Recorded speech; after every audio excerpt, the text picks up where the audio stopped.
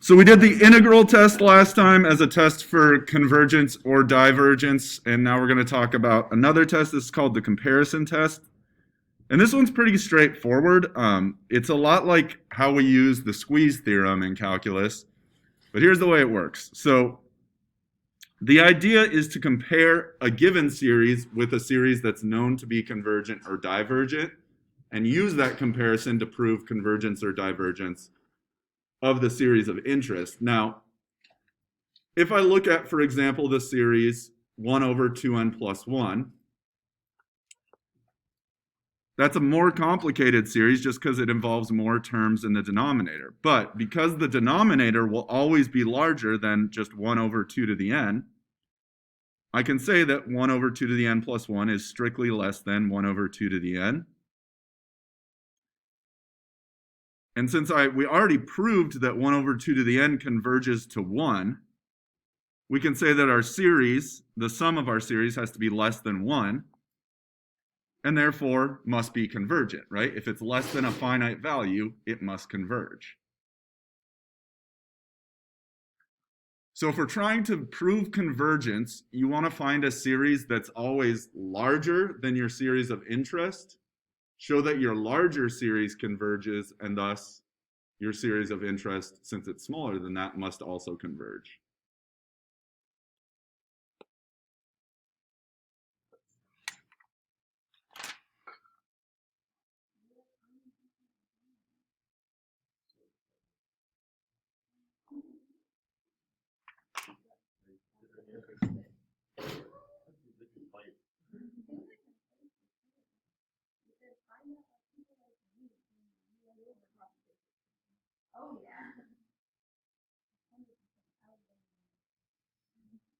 So here's your comparison test. And so we can kind of use the same logic for proving divergence. It's just you want the inequality to go the opposite direction.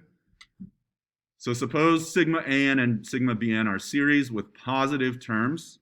Again, pay attention to the conditions. So our condition is that our terms have to be positive here.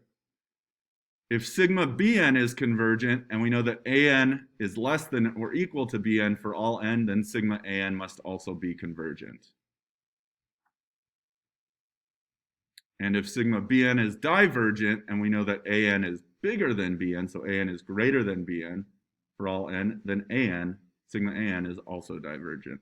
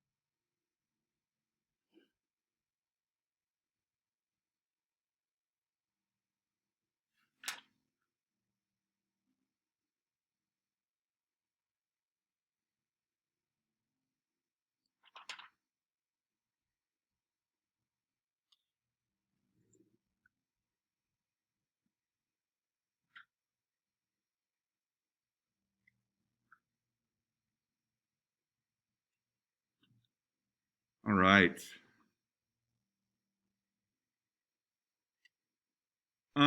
Just a little note at the bottom. In the comparison test, you have to come up with some known series for the purpose of comparison. So how do you decide on that series for the purpose of comparison?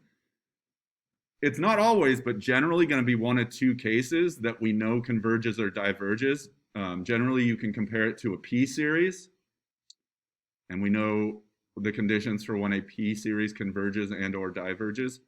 Or if you can compare it to some geometric series, then we know when a geometric series converges or diverges based on the common ratio.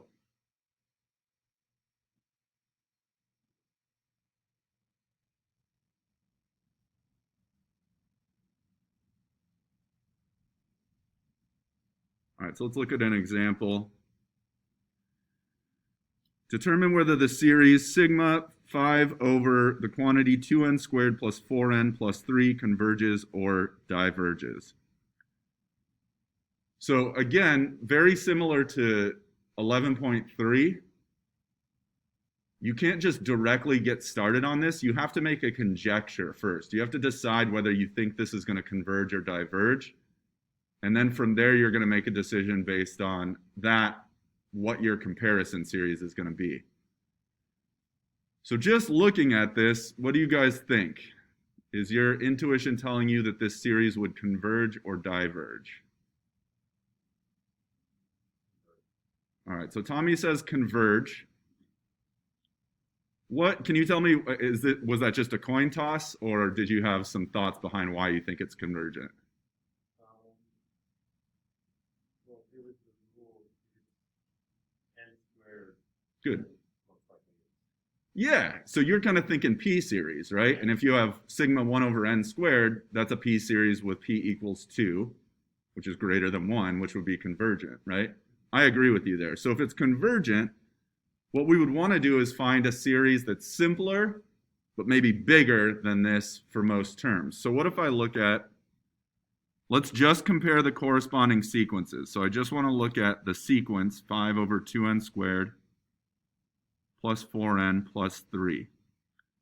Let's compare it to the simpler, just 5 over 2n squared. How do those compare for values of n that are greater than or equal to 1? Because that's really the only domain that we're looking at, is positive values of n. 5 over 2n squared. Right? Because this denominator will always be bigger than this denominator, right? And a larger denominator means a smaller overall value.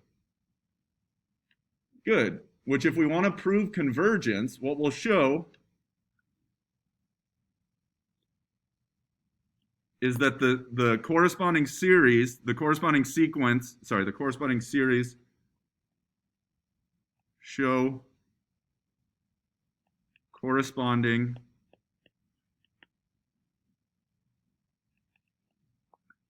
series converges.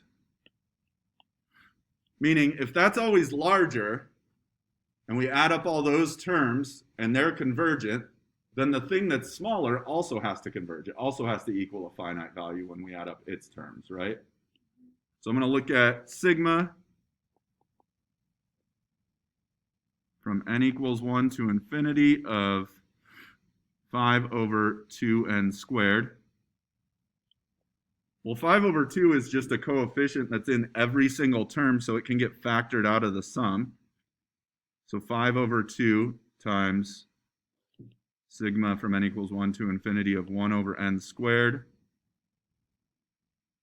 converges because it is a p series with p equals 2, which is greater than 1, right? So any p series with your exponent larger than 1 is going to converge. And if we multiply that just by a constant, that's still going to converge, right? And so then I'll just end with, therefore, sigma from n equals 1 to infinity. And I should say this, for all n over here, greater than or equal to 1, which is our domain. So then sigma 5 over 2n squared plus 4n plus 3 converges by, and this one had a name, so you want to cite it, the comparison theorem.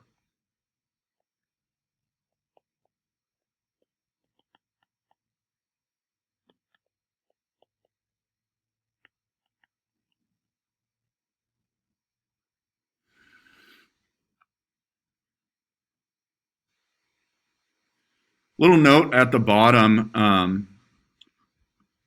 although the condition for the comparison between a sub n and b sub n, it's given for all n, it truly doesn't need to be true for all n. It has to be eventually true. As long as it's eventually true, you're fine, because a finite number of terms won't make a series converge or diverge, right? But as long as eventually the inequality holds, so meaning for some term down the road, some n greater than or equal to capital N, then you're allowed to use the comparison test, okay? So I'll give you an example of what I'm talking about there. If we look at the series natural log n over n, and we're going to test it for convergence or divergence. All right away, again, I need a conjecture. Does this seem like it'll converge or diverge?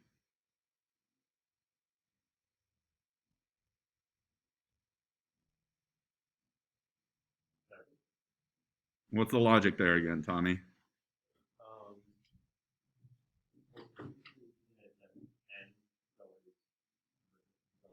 Yeah, 1 over n is the harmonic series, and we proved that that actually diverges, right?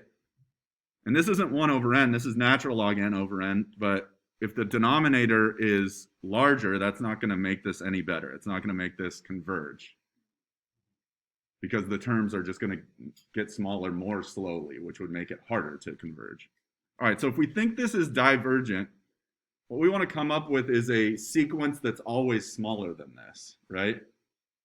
So the natural comparison might be the harmonic series. So if I compare 1 over n and natural log n over n,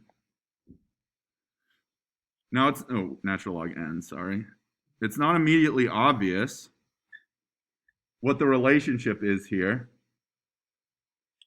Because, for example, if I plug in 1 for n, I get natural log of 1 over n. So natural log 1 over 1. And if I compare that to 1 over 1, what's natural log of 1? It's 0. Natural log of 1 is 0. So this is less than, which is not what we want. Well, let's see. Let's figure this out. If we were trying to solve this, I set them equal, and I cross multiply. I get n natural log n equals n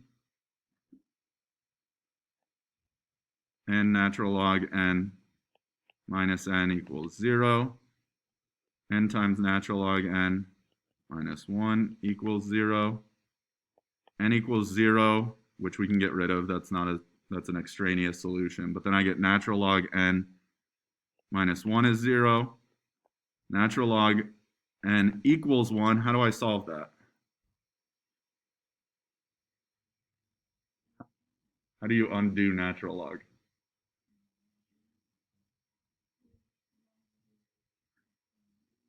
Exponentiate. Exponentiate by base e, right? Like that? Yeah. All right, so n equals e. What's e approximately? Oh, 2.72. Now for us, so basically if we were to graph those two things, they would intersect at 2.72. But for us, n has to be a whole number. So what's the first term? So basically what we found is that this natural log is going to be smaller than 1 over n until we get here. What's the first term at which the relationship that we want to hold will hold, which is 1 over n is smaller than natural log n over n. Because we saw the first term, that doesn't hold, right? The inequality is the other direction. It would be at e, but remember, our terms in our actual sequence have to be n equals 1, 2, 3, 4, 5. So 3. So what I'll say is that this inequality holds. So I'm going to say natural log n over n is bigger than 1 over n for all n greater than or equal to 3. After that, that inequality holds. And since 2 terms doesn't make a series convergent or divergent, 2 terms makes literally no difference, right? Then now we'll just prove what's going on after 3. And if it converges after 3, then adding the 2 terms, it's still going to converge. If it diverges, if it goes to infinity, then adding 2 terms, it's still going to go to infinity, right? All right, but you conjectured that it would diverge, and since we know 1 over n is smaller than natural log n over n, so now we can say sigma 1 over n diverges, and you can say P series where P equals 1, or you can just say it's the harmonic series, because we actually proved this before we knew about P series.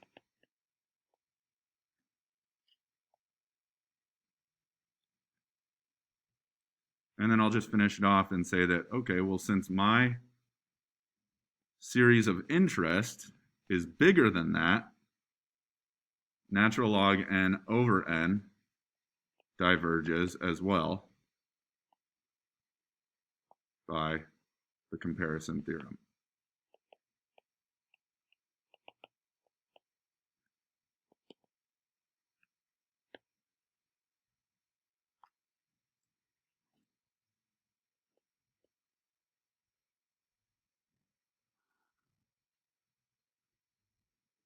Okay, questions on that one?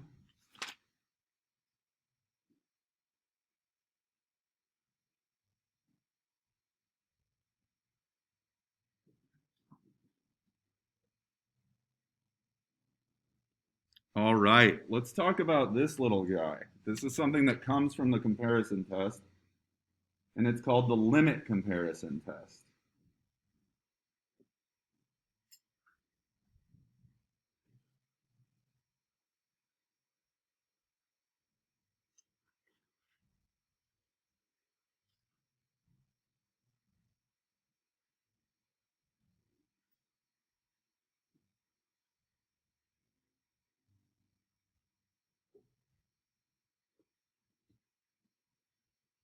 And it just says, suppose that you have sigma an and sigma bn, and they're series with positive terms. If the limit of the corresponding sequences, an over bn, as n goes to infinity, equals a constant, where c is a finite number and greater than 0, then either both sides will converge or both sides will diverge. I'm actually going to prove this one because I think the proof is kind of interesting.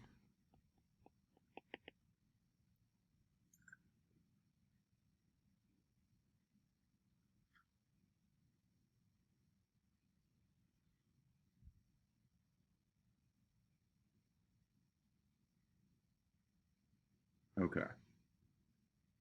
You don't have to write out the proof. I just want you to try and follow it. All right, so here's what we're going to do. We're going to let lowercase m and uppercase m be this. What does that mean?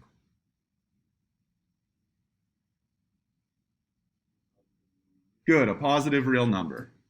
So it just needs to be some positive real number, both of them. And we're going to pretend, so C falls between those. So C is some value between capital M, lowercase m, and capital M. And so what we're going to assume is that this is true, meaning we can get that ratio to be as close to C as we like, right? And since C is sandwiched between m, lowercase m, and uppercase m, we can also get an over bn to be sandwiched in between those as long as we go far enough out in our sequences, right? Because all this says is that we can make an over bn as close to C as we like. And we know that C is between m and m, so maybe it's really close between them, but since we can make this as close to C as we want, we can just get it super close to C and then squeeze an over bn between m and m, right? So what I'm going to say is there exists some n that as long as we go past a certain capital N in our series, an over bn will fall between m and m, just like just like C does, right? All right, well, I could just use properties of inequalities. Since Bn is a positive number, it has to be to satisfy use of the comparison theorem. I'm going to multiply everything by Bn, and that's going to get me that lowercase m times Bn is less than An is less than uppercase m times Bn. All right. So now we can say, therefore, if sigma Bn converges,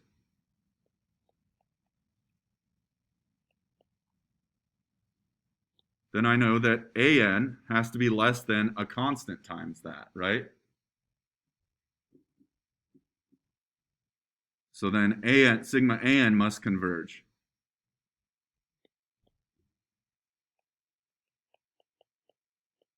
By comparison.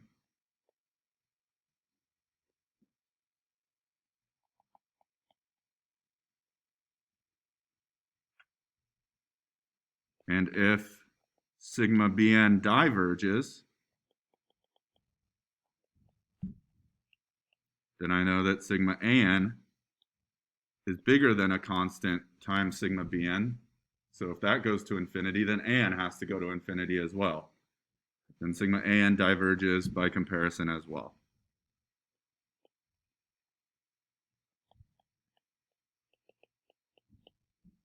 Great. So that's how we can use the limit comparison test. Let's actually put it to some use. So determine whether the series sigma, quantity 2n squared plus 3n over square root of 5 plus n to the 5th is convergent or divergent.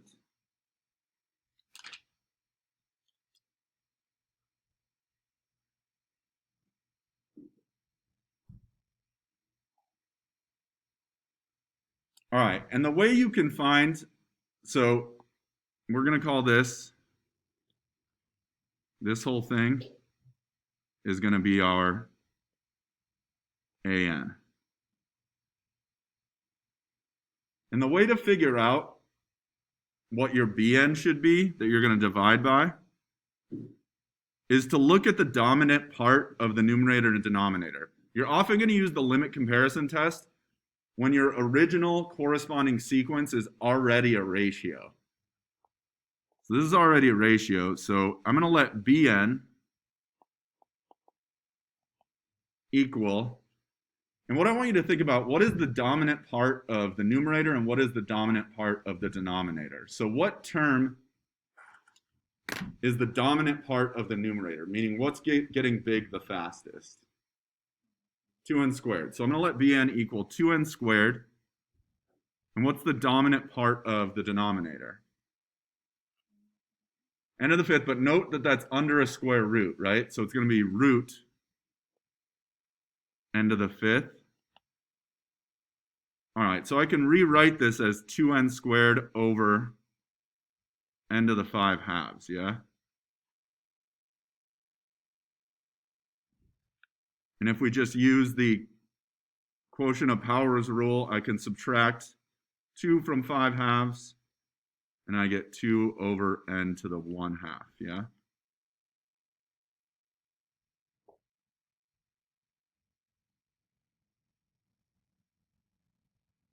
All right. So now then, what I want to do, I'm going to use my limit comparison test here, which is I want to look at the limit as n approaches infinity of a sub n over b sub n. So just of the ratio of the corresponding sequences. So my a sub n is going to be the original 2n squared plus 3n over root 5 plus n to the 5th. And I'm going to divide that by 2 over n to the 1 half, which is the same as multiplying by its reciprocal. So times n to the 1 half over 2, right?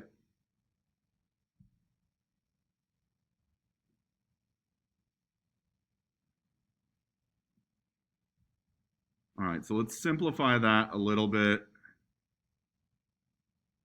So we get 2n to the 3 halves. No, to the 5 halves, right? Sorry. Plus 3n to the 3 halves over root 5 plus n to the 5th. Now the general technique when we're using, when we're trying to evaluate a limit at infinity is that we want to divide by the highest power in the denominator. What's the highest power in my denominator here?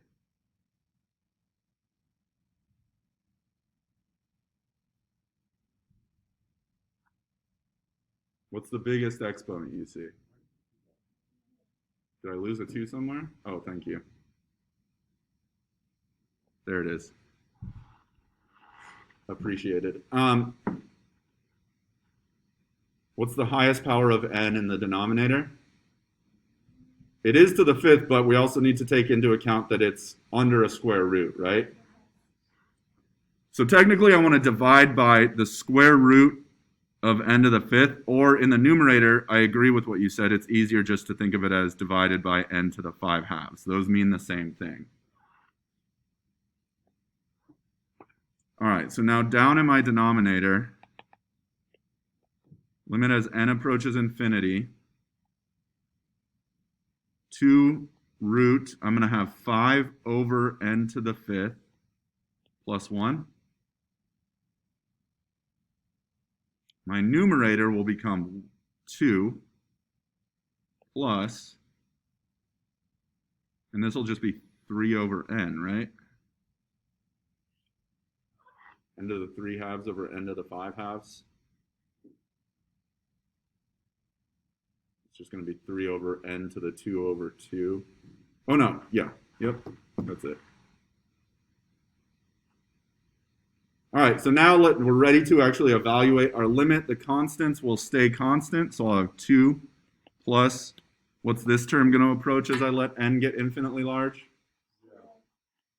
Over 2 root 5 over n to the 5th, 0 plus 1. I get 2 over 2, which is 1.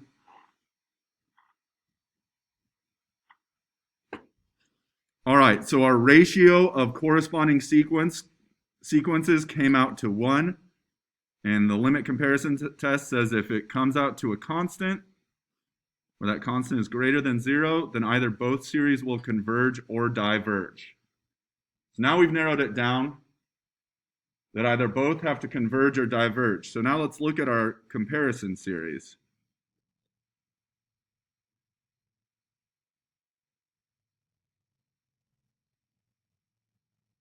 So the comparison series was 2 over n to the 1 half.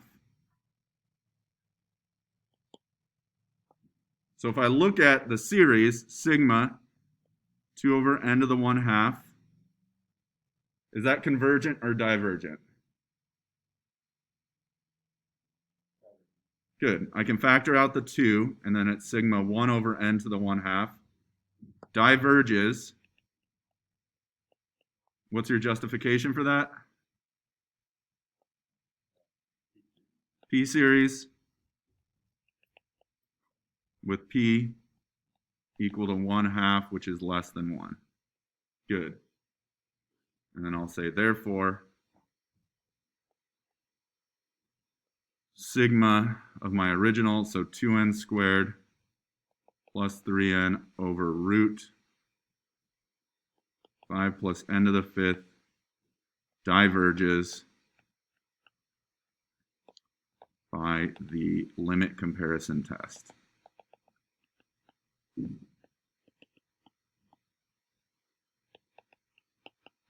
Boom.